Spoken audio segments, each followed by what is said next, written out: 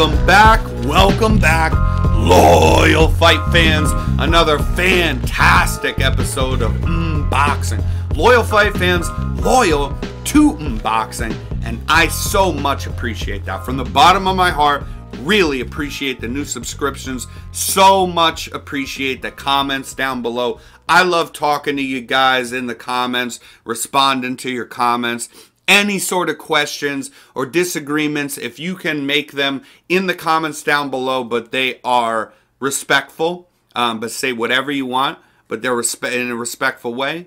I love talking boxing, and that's why I do this show. So I really appreciate the more comments and more subscribers that are getting actually invested in getting involved with the show. But we still got to give you the spiel, of course, because we still want to grow. So the thumbs up button always helps me. The subscribe button has been doing good work for us here. Please, you guys, if you can continue that. Possibly most important of all, sharing the content around. It doesn't just help me and my channel. It helps any of your favorite YouTube channels. That's the most important thing that you can do for us to get us more eyeballs. That being said, we're here today to talk about a very special super fight.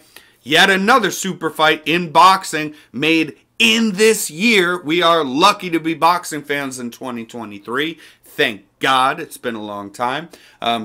Saul Canelo Alvarez versus Jermell Charlo. And that's right, Jermell Charlo, not Jermall, the bigger brother, already at 168 there. Jermell, the more accomplished brother, who is a bit smaller and unified, undisputed world champion at 154. The first to ever unify, the first to ever become undisputed at that 154-pound division.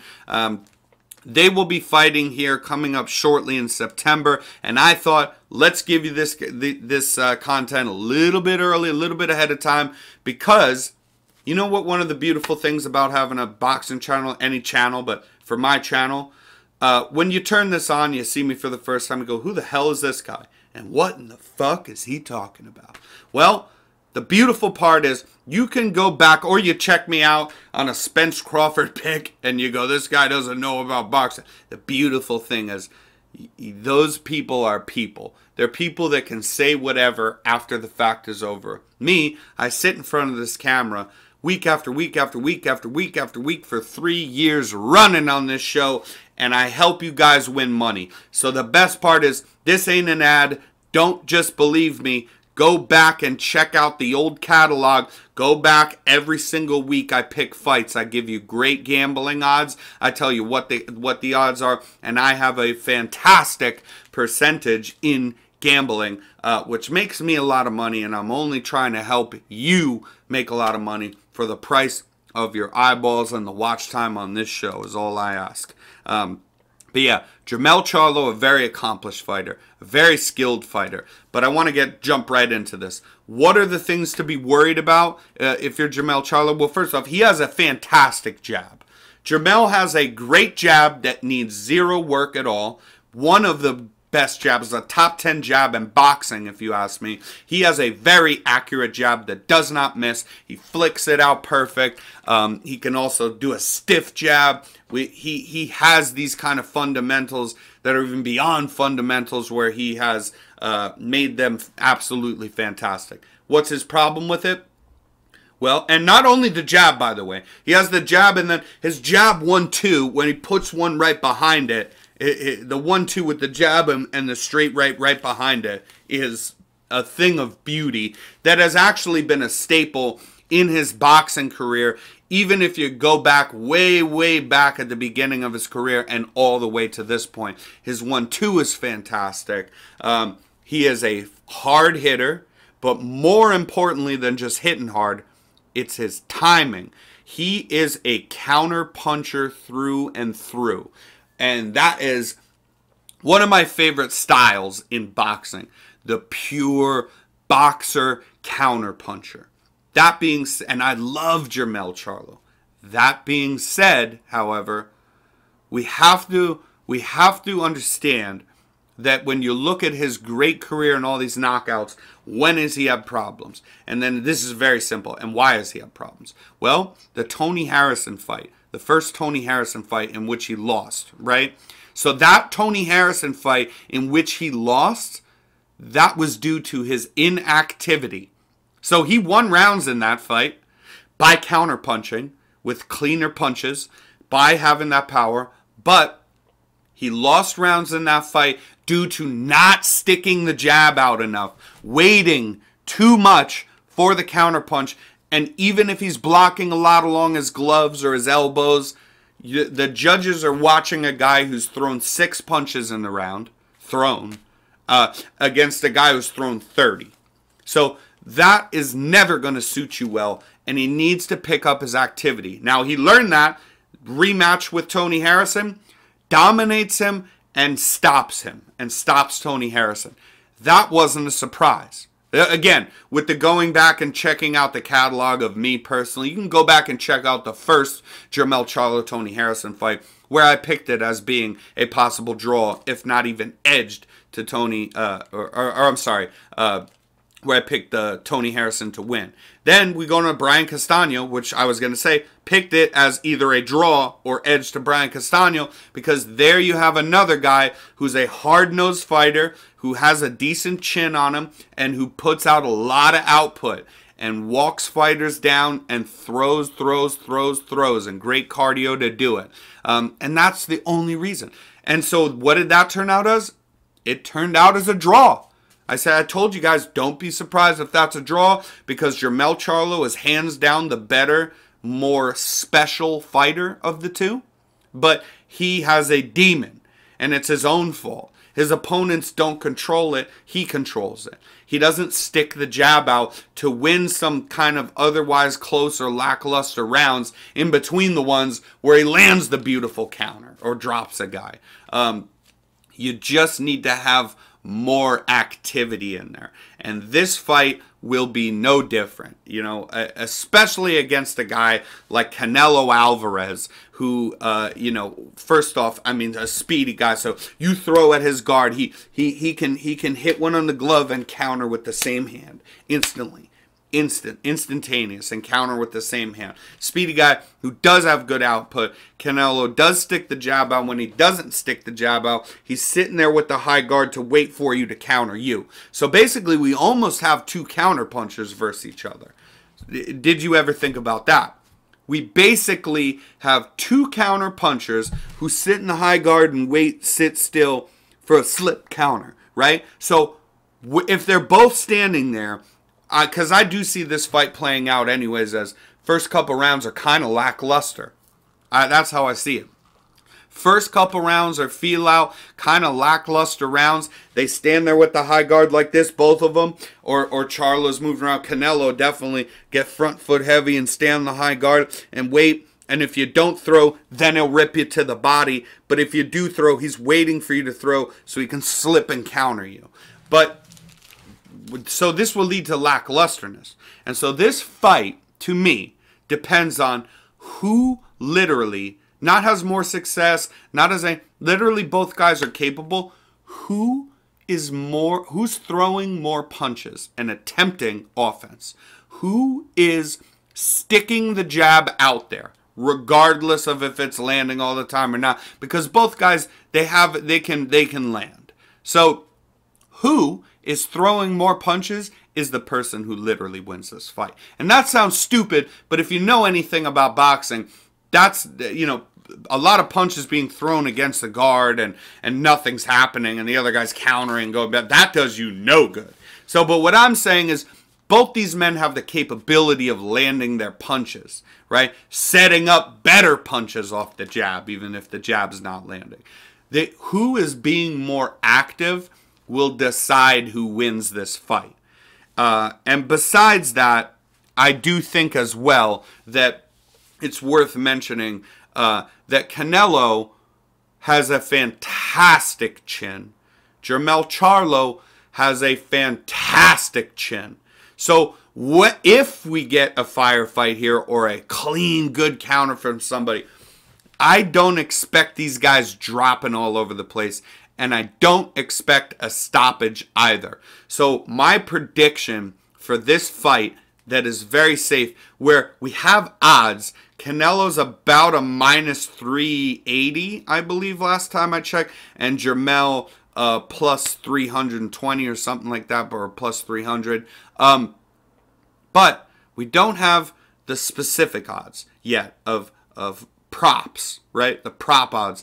Does the fight go the distance or not? Who wins and how? Because what I'd like to do is tell you that the safest bet here is that this fight goes all the way and there is no stoppage. We had Canelo coming off of some lackluster performances where he was dominant, definitely deserved to win, but all of a sudden, when he's especially being dominant in not a close fight, where he's winning all these rounds against John Ryder, the last Triple G fight too, you know, he's not stopping these guys. Now, he did have a hand injury, so he blames a lot on that and says, you know, oh, now it's fixed. But I think there's a little bit of age catching up, and he still has his moves, and he's still a fantastic boxer. Power's the last thing to go, but what is your intent in the fight? If you can outbox somebody, which he did in the last Triple G fight, it was an easy fight for him, and it almost looked like he even just took the last couple of rounds off because he's so dominant in winning all the rounds that he almost took the last instead of trying to stop him. Do you understand what I'm saying? It's not that Canelo can't stop people anymore. I believe there's a little bit of something that has maybe started to leave him. The competitiveness, he wants to win. But if he gets in there and he's bagging up 7 rounds in a row where he should already win, then he gets 8 or maybe even 9, he might just take off the last half. He did it against Triple G, did it against John Ryder, where he could have stopped these guys. He could have stopped both those guys, okay, with the way that those fights in particular were going. So I don't think that he is going to stop Jermell Charlo, who is a great fighter. Even though Charlo's coming up to weight class, he's still plenty big enough, right? And he has a great chin, and he doesn't get dropped like that. And Canelo doesn't get dropped like that. He took a beating from Dimitri Bivol. Most of all, and more importantly, a boxing lesson, take me to church style, again when Dimitri Bivol fought him, and just literally won 11 out of 12 rounds against Canelo. But he didn't get dropped or stopped. And that Bivol, where he won 11 out of 12 rounds against Canelo, one of the most dominant boxing performances ever, okay? That is a good segue into my last part of this. They scored that fight, thank God, all for Dimitri Bivol, but 2 of those judges had screwed up scorecards, as we're so used to seeing in this sport, unfortunately, where I forget the exact. Pardon me because I don't have them in front of me, but 2 of those judges scored Canelo like 5 rounds, basically gave it like 7-5 for Bivol. Canelo would be lucky to get that 1 round that he got where he got a little clean shot in on him. I think it was an uppercut or something. Like round 2. I think that might have been round fucking 2 or something like that. Or maybe it was round 7. But either way, Canelo only won 1 round, and it's not arguable. There was no close rounds in that whole fight.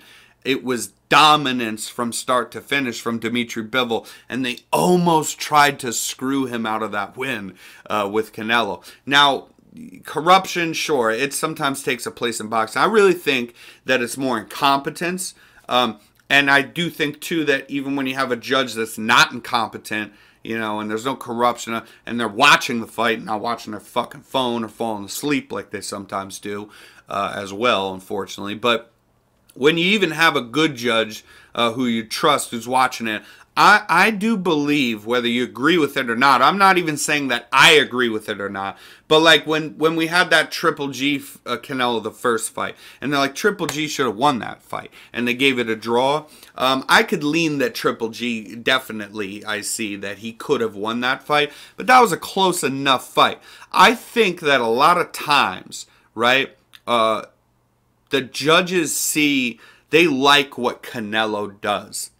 So they like the counterpunching, and they love, I think, his defense. And they notice that he never, almost never, everybody gets hit, but almost never gets hit clean.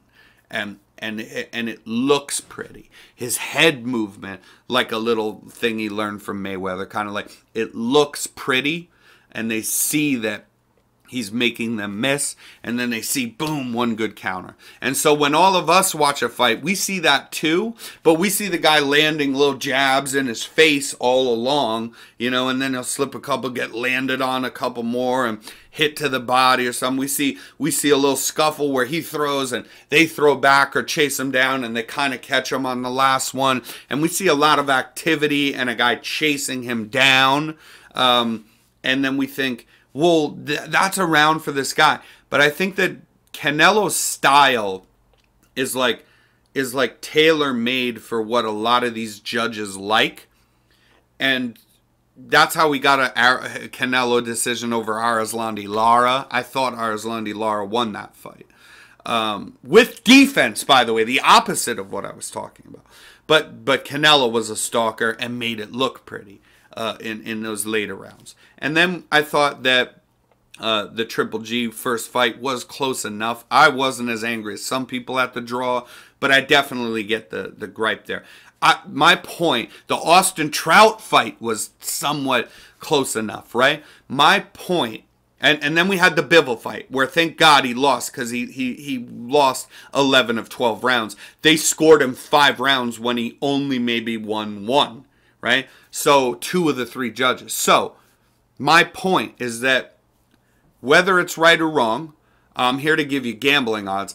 First and foremost, this fight does go the distance. This fight, Canelo versus Charlo, goes all the way. And then since it goes all the way, and since they both have really good chins, where I don't see either of them getting dropped really, I really kind of don't see them getting dropped either. Maybe it happens, but this fight does go all the way regardless. And when it goes all the way, the judges are going to favor Canelo. And if you want to call that corruption, yeah, I mean, you kind of got to prove that, right? You kind of got to prove that. I call it, incompetence in judging. And they're all old as shit people. They're people that are fucking old, and they judge Muhammad Ali fights. They throw those same people back in to judge. That's a big problem. And that leads to incompetence. And they're bored. They catch them on their phones and falling asleep, these judges, all that. But either way, whether it's right or wrong, whatever you want to call it, this fight definitely goes the distance. And then I would even think that I'm going to pick, when we see these odds that are not out yet, I would believe that they would probably make this like a minus 150 or a minus 130, which is pretty good odds and almost doubling your money for something I feel very confident about, is that they give Canelo a win by decision. So the fight goes all the way. Canelo wins by decision. That's how I see this fight playing out. Those are my odds. I will do a short when it gets closer, and I place this bet, as I said, and tell you exactly how much money I'm placing on it and what those odds led to. But until next time, loyal fight fans, I so much appreciate you guys tuning in. Always a pleasure. Drop in the comments, who do you think wins this fight and why, though? And why? Jermell Charlo could really have a chance if he's active with the jab.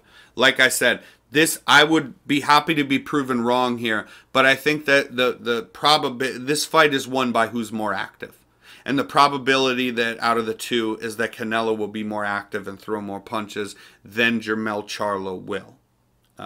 That's what I think. That's the simplest reason as to why I have given you this best. But share this bitch around to your friends. Drop in the comments, and I love to answer your questions.